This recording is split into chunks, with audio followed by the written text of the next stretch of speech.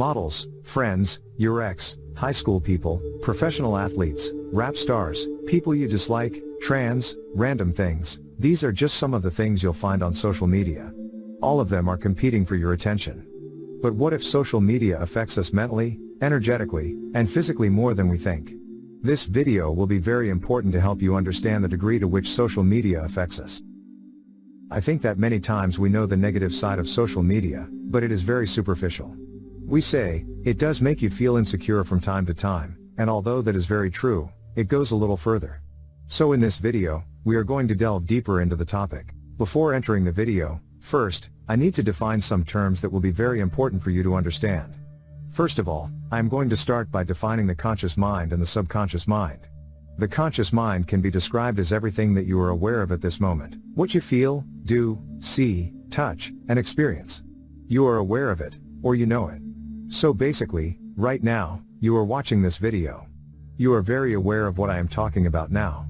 But subconsciously, your nails are growing, your hair is growing, and different bodily processes are taking place. Now let's define the subconscious mind. Your subconscious mind can be compared to flying a plane on autopilot. It is constantly running programs to control how we walk, sit, breathe, talk, etc. We don't have to think about these things, they just happen because the information from them is stored in our brain. So all your experiences, all the lessons of life that you learn, all the traumas that you have had, all of this is stored in the subconscious, and those experiences shape how you experience life and your belief systems. Your belief systems, as you get older, become more solidified, and it becomes more difficult to change because they are programmed subconsciously. And the key here is programming. Social media is a programming machine. I'm going to go deeper into this in this video, so first, I want to define programming. Where your attention goes, energy flows. Let's say you're at the airport, you're waiting for your flight, and you feel that someone is looking at you. You feel it unconsciously, you are sensing that someone is looking at you. And then you look, and eureka, they are looking at you. People's looks can be different. Think about when someone looks at you with hate compared to someone who looks at you with admiration or attraction.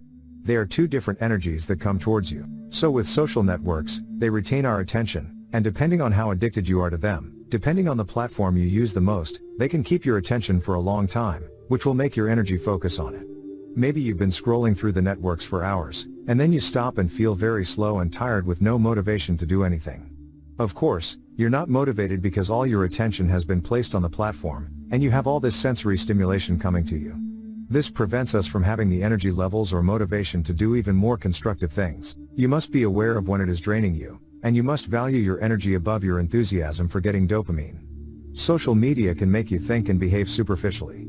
It's sometimes amazing how superficial we have become with these platforms.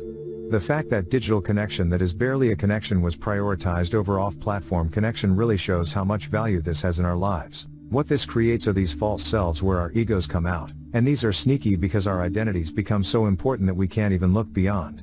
We can't even see how superficial the identities we portray are. Social media perpetuates the imaginary audience. We think people pay too much attention to us or that we are the center of everyone's universe.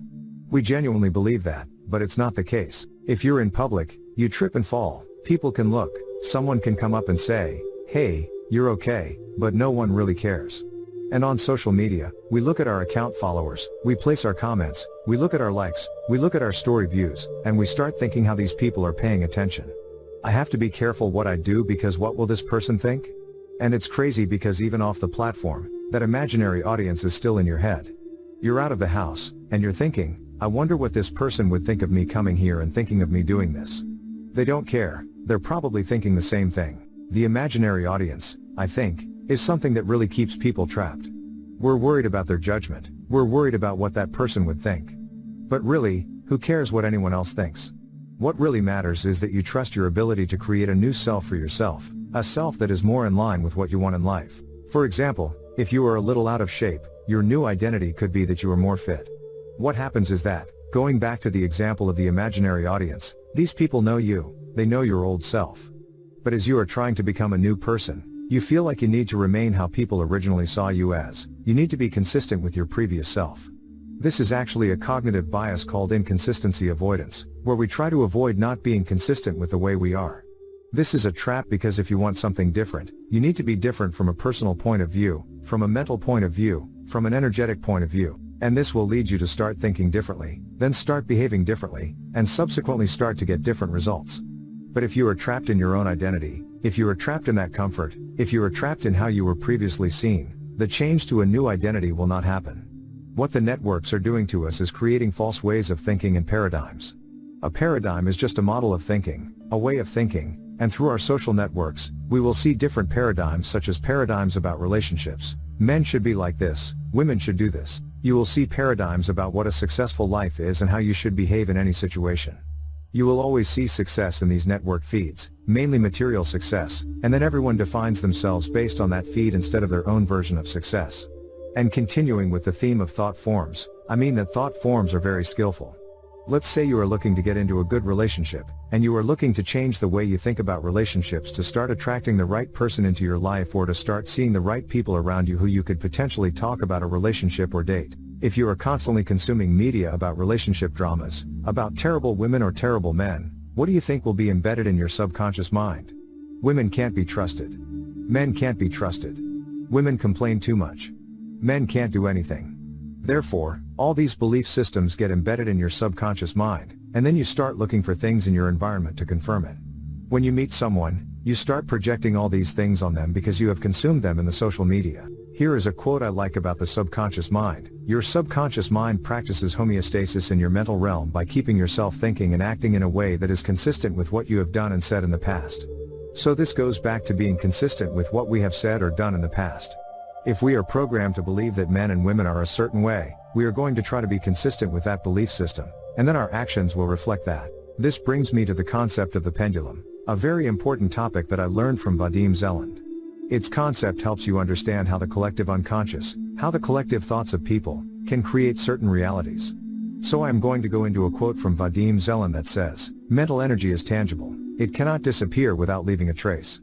When a group of people begins to think in a single direction, their waves of thoughts overlap each other, and in the ocean of energy, they create invisible but real energy information structures, pendulums, that begin to develop by themselves, and people will follow their laws. Once under the influence of a destructive pendulum, one loses his freedom and becomes a cog in the great mechanism. Pendulums can be positive or negative.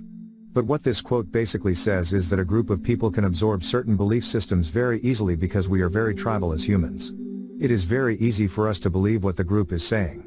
Now, this might change a little if I am a doctor and I have all the credentials. You will probably believe me more than the group. So pendulums can be positive or negative. Think about spiritual communities that practice meditation and make you have more control over your behaviors or your mind. These can be positive pendulums for one's life. But negative pendulums can ruin things for you. Here is another quote about pendulums, more on the negative side. To absorb energy from people, pendulums use one's feelings and reactions, resentment, dissatisfaction, hatred, frustration, anxiety, agitation, depression, confusion, despair, fear, regret, affection, admiration, tenderness, idealization, adoration, delight, disappointment, pride, arrogance, contempt, disgust, sense of offense, and guilt. This is how these echo chambers are created on social media. There are people who gravitate towards a certain emotion together, and they get angry with this emotion. Maybe it's anger towards a political figure, a social issue, or a certain type of person.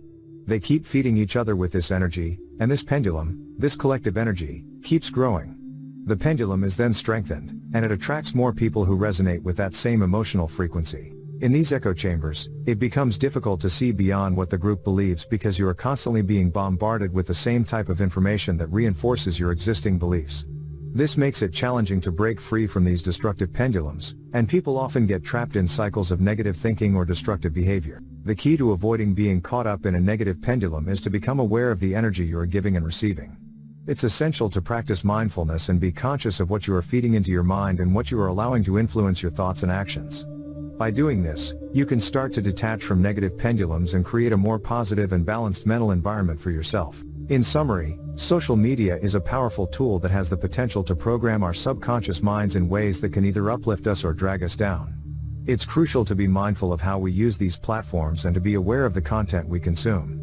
By understanding the impact social media can have on our mental and emotional well-being, we can take steps to protect ourselves and cultivate a healthier relationship with technology.